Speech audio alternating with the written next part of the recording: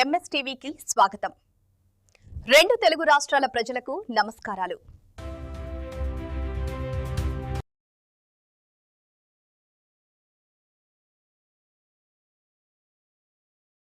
Welcome to MSTV. ఈరోజు party మీద చందా సర్పంచ్ గారిని కలవడానికి వచ్చాము. మరి సర్పంచ్ గా గెలిచినటువంటి భానుతి రమేష్ గారిని కలవడానికి వచ్చాము. నమస్తే సార్. నమస్తే సార్. చెప్పండి సార్, మీకు బీఆర్ఎస్ తరఫున టికెట్ ఇచ్చినందుకు, గెలిచినందుకు ఏ విధంగా స్పందిస్తున్నారు?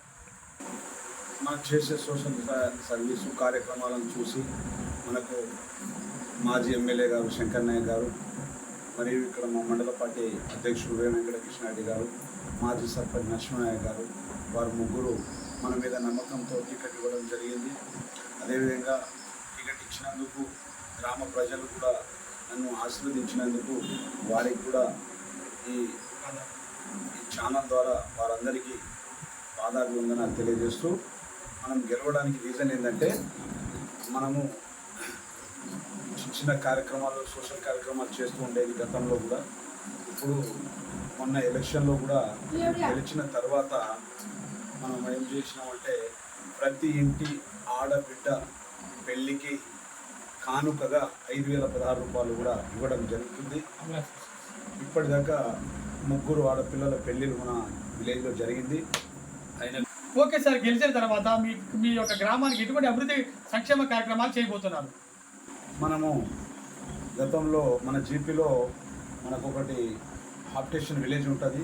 అక్కడ 3 years నుంచి వాళ్ళ కరెంట్ లేదు. కాంగ్రెస్ ప్రభుత్వంలో వారు మాకు కరెంటు, మంచినీళ్ళ సౌకర్యం కల్పించాలి, మీరైతేనే మాకు నమ్మకం అని చెప్పేసి మన మీద నిలబడ్డటువంటి ప్రత్యర్థి అయినటువంటి అభ్యర్థిని బైకాట్ చేశారు. కాంగ్రెస్ అభ్యర్థి మనల్ని ఆదర్శించి మనల్ని గెలిపించినారు. అదేవిధంగా గెలిచినందుకు వారికి ఇచ్చిన మాట మేరకు మనము వారం 10 రోజుల కిందట వారి విలేజ్కి విద్యుత్ సప్లై కూడా చేయించడం జరిగింది. సుమారుగా 4,50,000 అంచనా విలువతోటి వారికి కరెంటు ఇప్పించడం జరిగింది. అదేవిధంగా మన విలేజ్లో ప్రతి ఇంట్లో ఆడబిడ్డ పెళ్ళిళ్ళకి సర్పంచ్ కానుక కింద 5,016 రూపాయలు ఇస్తున్నాను. ఇప్పటి వరకు కూడా 3 ఆడపిల్లల పెళ్ళిళ్ళకి ఇచ్చాను. సొంత మన డబ్బులతోనే ఇస్తున్నాను. కంగ్రాచులేషన్స్ అండి. సొంత డబ్బులతోనే వారికి హామీ ఇస్తానని ఇవ్వడం జరుగుతుంది. అదేవిధంగా హఠాత్తుగా ఎవరైనా పేద కుటుంబంలో మరణిస్తే వారికి కూడా ఆర్థిక సాయం కింద 3,000 రూపాయలు అందజేస్తానని చెప్పాను.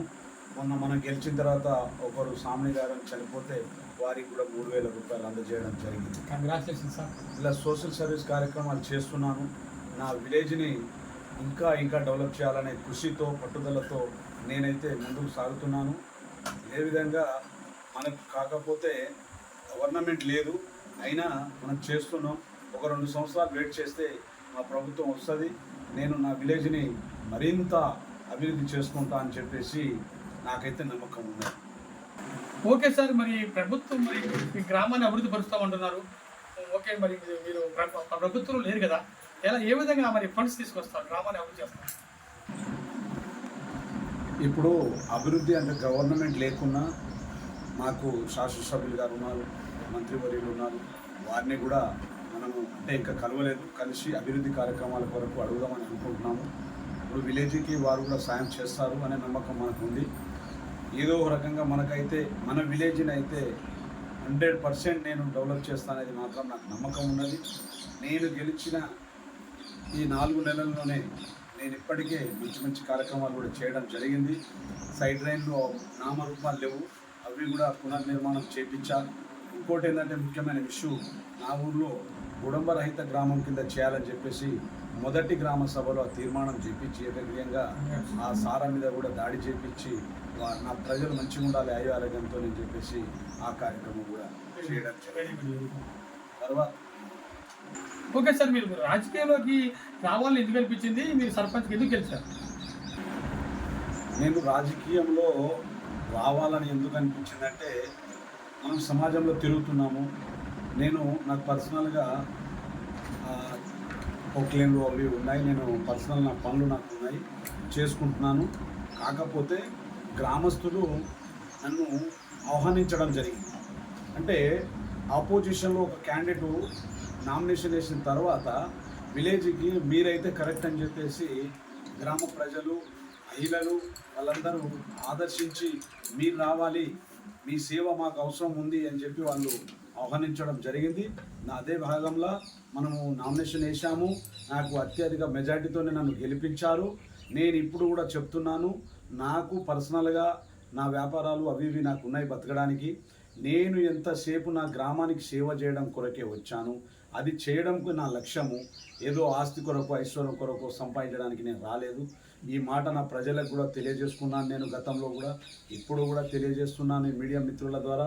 నేను ఏమంటున్నా అంటే, నా విలేజ్ని ఆదర్శ గ్రామం కింద తీసుకెళ్ళి నా గ్రామాన్ని ఒక పేరు ప్రతిష్ట సంపాదించాలనే తపనతోనే నేను రాజకీయాల్లో రావడం జరిగింది తప్ప వేరే ఎలాంటి కోరికలు నాకు లేవు.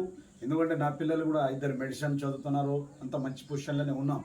నాకేదో సంపాదన మీదనో ఆస్తి మీద ఐశ్వర్యం మీద నాకేం ఎలాంటి కోరికలు లేవు.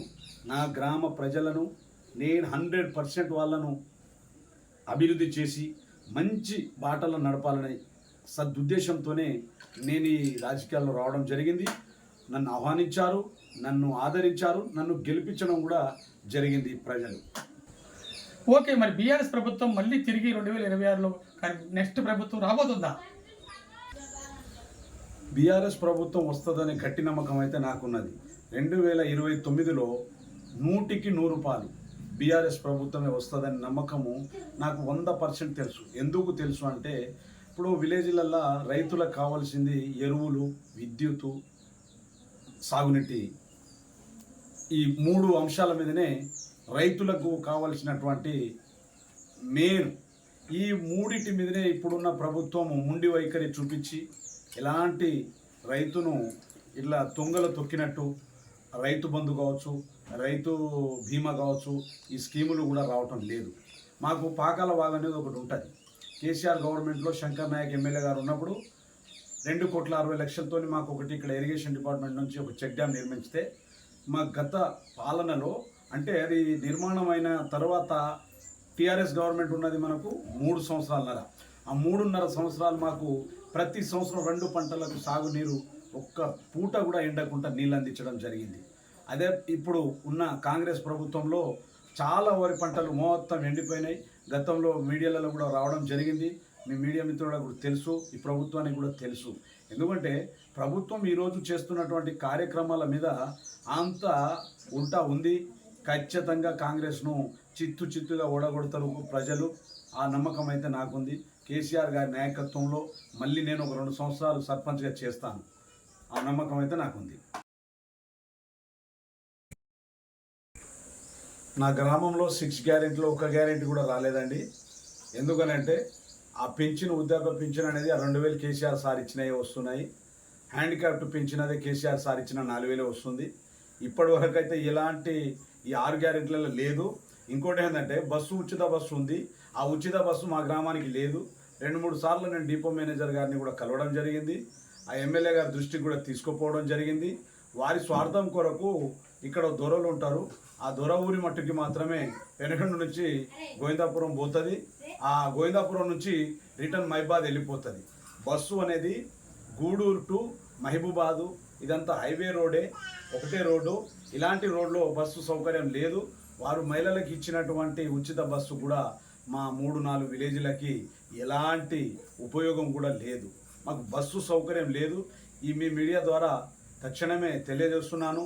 మాకు బస్సు ఈ రూట్కు శాంక్షన్ చేసి బస్సు పంపించాలని మహబూబాద్ డిపో మేనేజర్ గారిని విజ్ఞప్తి చేస్తున్నా. ఇంకేమైనా సమస్యలు, మీ గ్రామ సమస్యలు ప్రభుత్వానికి ఏమైనా అర్థిస్తున్నారు? వినపోయి మెయిన్ సమస్యలు ఏమిటి ప్రభుత్వం చెప్పండి. మెయిన్ సమస్యలు ఉన్నాయండి. మాకు సాగునీటి సమస్య. పాకల వాగు నుంచి వచ్చేటువంటి సాగునీటిని ఈ ప్రభుత్వము సకాలమైన టైంలో అందించడం లేకపోవడం ద్వారా వరి పంటలు, మొక్కజొన్న పంటలు, మిర్చి పంటలు అన్నీ ఎండిపోయి పశువుల పాలైపోయింది. కాబట్టి 2 ఎమ్మెల్యేలు ఉన్నారండి. నర్సంపేట కాన్స్టిట్యున్సీ మాధవరెడ్డి గారు, మన మహబూబాద్ కాన్స్టిట్యున్సీ మురళీ నాయక్ గారు. 2 అధికార ఎమ్మెల్యేలే, అధికార పార్టీ ఎమ్మెల్యేలే. వీళ్ళు అక్కడ పాకాల సరస్సు నుంచి రావాల్సిన నీళ్లు ఆ ఎమ్మెల్యే గారిని అడిగితే ఈ నీళ్ళకి ఏం చెప్తామండి ఆయన అంటాడు. ఈ దొరదారకపోతే ఈయనేమో పట్టించుకోవటం లేదు. ఈ సంవత్సరం చాలామంది రైతులు చాలా తీవ్రంగా నష్టం పోయారు. తర్వాత అదేవిధంగా మాకు మా విలేజ్కి ఇప్పుడు సమస్య మేజర్ తాగునీటి సమస్య ఉంది, తర్వాత సాగునీటి సమస్య. ఈ రెండు సమస్యలను మన ఎమ్మెల్యే గారి దృష్టికి మీ న్యూస్ ద్వారా చేరవేయాలని చెప్పేసి విజ్ఞప్తి చేస్తున్నాం. బానోత్ రమేష్ నాయక్ గారు పార్టీ మీద తండా సర్పంచ్ గారు ఇప్పటి వరకు అనేక విషయాలు చెప్పారు. ఎందుకంటే నేను మాట ఇచ్చే తప్పను అని ఆయన ఇప్పుడే తెలిసింది. ఎందుకంటే గెలిచిన తర్వాత ప్రజలకు 5,016 మరి పెళ్లి కానుకగా ఇచ్చారు. అదేవిధంగా చనిపోయిన వారికి 3,000 రూపాయలు కూడా ఇచ్చారు. సొంత డబ్బులతో ఇచ్చారు తప్ప ఏ ప్రభుత్వం కానీ ఏ నిధులు కానీ రాలేదు. ఆడిన మాట తప్పని సర్పంచ్ ఒక బానోత్ రమేష్ గారిని నేను ఈ ఛానల్ ద్వారా అందరికి కూడా తెలియపరుస్తున్నాను. అదేవిధంగా ఈ గ్రామంలో తాగునీటి సమస్య, సాగునీరు సమస్య ఉంది. ప్రభుత్వం కూడా దృష్టి కూడా వెళ్ళాలని, ప్రభుత్వం కూడా దీన్ని సాల్వ్ చేయాలని మా ఛానల్ ద్వారా యూనిట్ ద్వారా కోరుకుంటున్నాం. Thank you sir, thank you very much. MS TV, ప్రతి చోట ప్రజల మాట.